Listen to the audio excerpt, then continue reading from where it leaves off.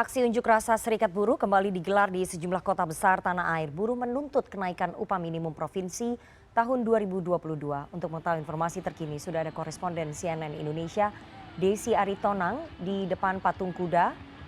Kemudian ada koresponden Wida Subianto di Surabaya, Jawa Timur, dan Rizka Rizlia, produser lapangan CNN Indonesia di Bandung, Jawa Barat. Kita ke ibu kota terlebih dahulu. Desi, bagaimana situasi demonstrasi buruh di Patung Kuda? Kabarnya tadi sempat memanas, apakah sekarang kondisinya sudah mulai kondusif, Desi?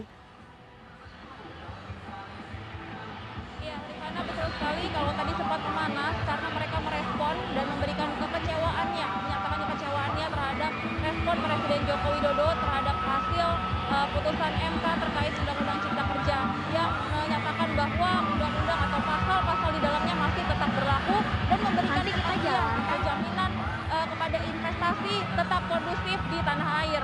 Dan aksi pada sore hari ini terus berlanjut, Rifana, karena mereka mendapatkan kesempatan audiensi dengan pihak Istana Negara sebanyak 6 orang dari Gebrak, maksud kami, di mana di sini pada sore hari ini secara nasional mereka menuntut kenaikan penetapan UMP tahun 2022 yang sebesar 1,09% ini bisa direvisi.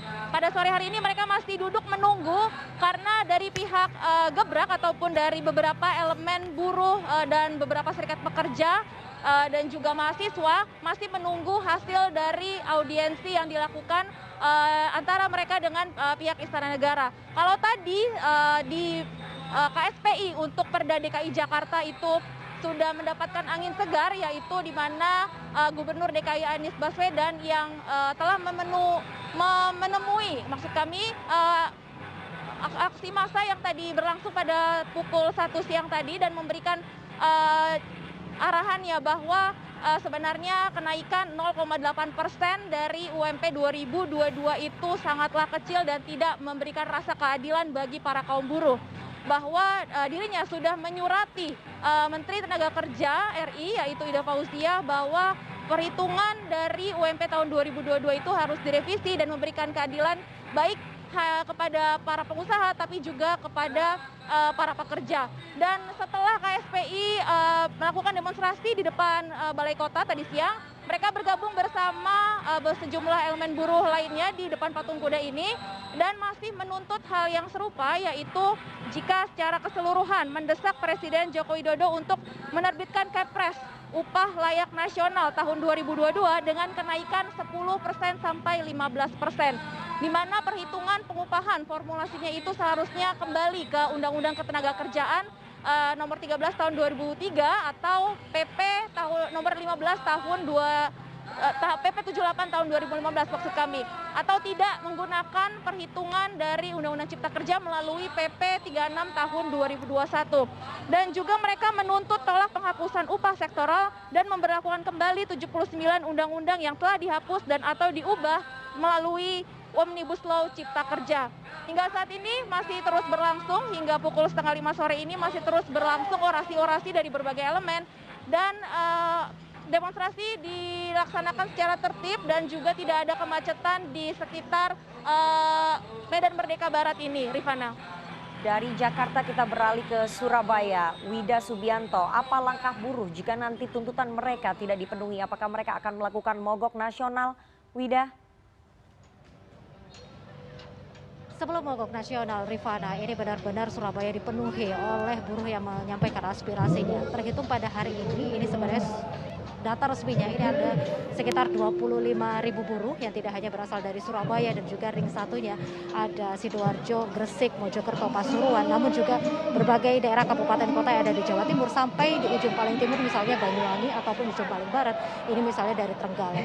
Nah, masa di sini yang menarik, Rifana, kalau di Surabaya ini tidak hanya masalah menuntut angka, namun adalah dasar hukum dari penetapan UMP yang direncanakan atau diperhitungkan oleh pemerintah Provinsi Jawa Timur. Nah, dasar hukum yang digunakan seperti kita tahu ini mengikuti dari PP 36 tahun 2021 di mana ini merupakan turunan dari Undang-Undang Nomor 11 tahun 2020 atau Undang-Undang Cipta Kerja, di mana kalau menurut dari Serikat Pekerja yang ada di Jawa Timur ini sudah dianggap inkonstitusional sesuai dari keputusan dari Mahkamah Konstitusi tanggal 25 November lalu. Nah, untuk mengetahui lebih lanjut mengenai dasar hukum yang dituntut oleh serikat pekerja, kemudian juga tuntutan dari upah yang sebenarnya. Ini kita bisa bertanya langsung kepada Bapak Zazuli selaku jubir dari Gaspar Gabungan Serikat Pekerja di Jawa Timur. Pak Zazuli, kita tertariknya adalah ketika tuntutannya ini tidak hanya masalah angka, namun adalah dasar hukum yang digunakan,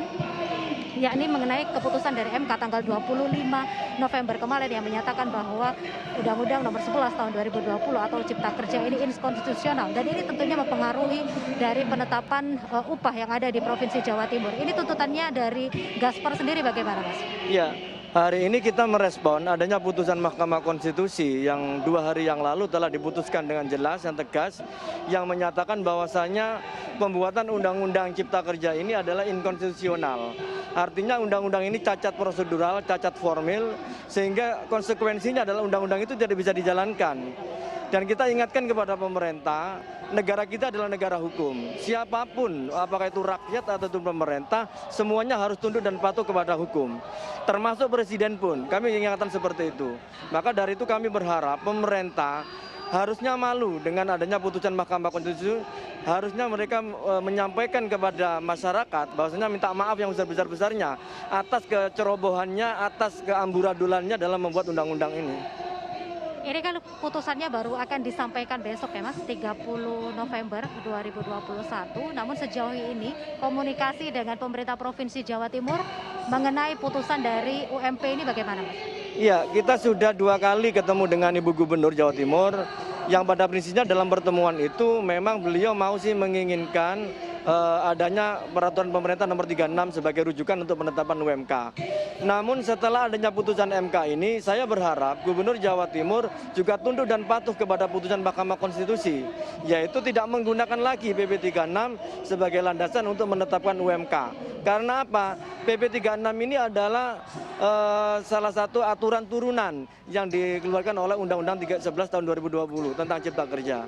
Maka dari itu saya berharap sekali, sedangkan teman-teman seluruh buruh yang ada di Jawa Timur, yaitu menetapkan upah minimum kabupaten kota nanti berdasarkan Undang-Undang 13 tahun 2003. Kita tahu bahwa aksi di Jawa Timur ini dimulai sejak minggu kemarin ya Mas, dan dialog dengan gubernur itu dilakukan pada tanggal 18 dan juga 22 November kemarin.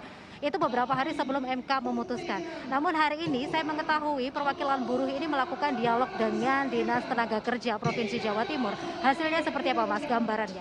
Iya, siang barusan tadi itu sudah dilakukan rapat terakhir Dewan Pengupahan Provinsi Jawa Timur, di mana di dalamnya ada unsur serikat pekerja, ada unsur Apindo, dan juga ada unsur dari pemerintah.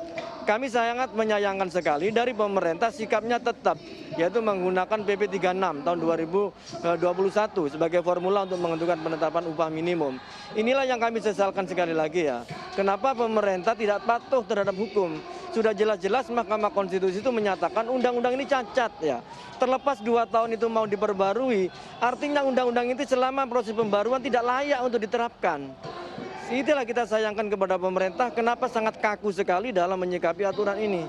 Giliran rakyat disuruh untuk patuh terhadap hukum, tapi giliran negara, pemerintah sendiri yang berkuasa, sekarang coba mengingkari dan tidak patuh terhadap aturan putusan Mahkamah Konstitusi tersebut. Mas Zazuli, pertanyaan terakhir, konkretnya Mas, ketika mengikuti dari PP 36 tahun 2021, ini upah buruh di Jawa Timur ini berapa? Kemudian kalau mengikuti dari upah sektoral, ini sebelum penerapan PP 36 ini berapa Mas? Mungkin bisa dicontohkan salah satu daerah dari 38 kabupaten kota yang ada di Jawa Timur. Artinya kalau kita dipaksakan dengan menggunakan formula PP 36, yang pertama yang sudah pasti tidak ada kesejahteraan bagi buruh. Tidak ada nilai tambah yang didapat oleh buruh. Dari 38 kabupaten kota aja yang naik itu cuma berapa orang, beberapa daerah, dan itu pun hanya kisaran sampai 30.000 maksimal. Surabaya saja mungkin hanya sekitar Rp6.000. Sidoarjo, Pasuruan, Mojokerto dan yang lain itu tidak ada kenaikan sama sekali. Artinya kalau upah yang sudah kita terima hari ini adalah upah minimum sektoral yang kisaran 4,7 juta, kalau hanya ditetapkan 4,3 juta, artinya ada penurunan upah sekitar 400.000. Tentunya hal ini kita tidak inginkan dan kami akan melakukan penolakan terhadap mekanisme seperti ini. Baik, Mas Zazuli, terima kasih atas waktunya. Silakan untuk melanjutkan aksinya. Ya, Rifana, jadi yang menarik adalah bahwa mengikuti dari PP 36 tahun 2021 ini ada peralihan dari upah minimum yang biasanya untuk di Jawa Timur sejak tahun 2013 ini sudah mengikuti upah minimum sektoral, ini beralih ke UMP, di mana ini juga tiap kabupaten kota kalau saya lihat data formulasi yang sudah diperhitungkan tadi, meskipun besok pengesahannya, namun dari rumusan yang sudah diperhitungkan, di mana data ini berdasarkan dari data BPS, saya bisa gambarkan seperti contohnya, misalnya ke Kota Pasuruan, ini adalah kalau upah sebelumnya, upah minimum sektoral, ini adalah 4,7 juta, namun dengan perhitungan terbaru mengikuti dari PP 36 tahun 2021 memang ada kenaikan, namun nominalnya ini justru menurun, yakni menjadi 4,3 juta rupiah atau turun sekitar 400.000, dan inilah yang juga menjadi pertimbangan buruh yang sejak pekan kemarin ini terus melakukan aksi, dan terus hari ini terus melakukan aksi, dan besok ini rencananya